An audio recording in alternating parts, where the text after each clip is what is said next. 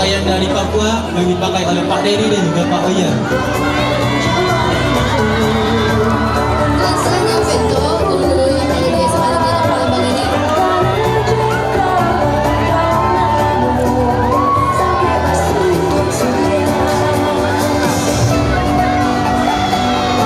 Kawan-kawan yang sedang menonton, para pelatih guru boleh menentukan siapa nih penampilan favorit dari guru-guru yang menggunakan baju daerah ini. Wah, keren banget ya Vento.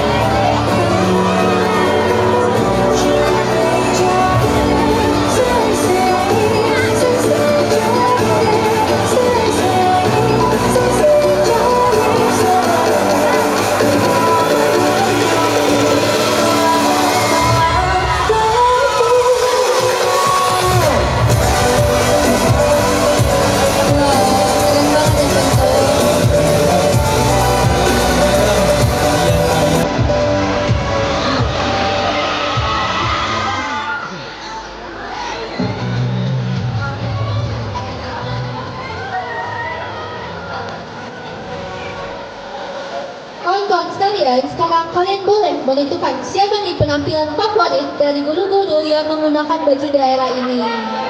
Ya, benar sekali.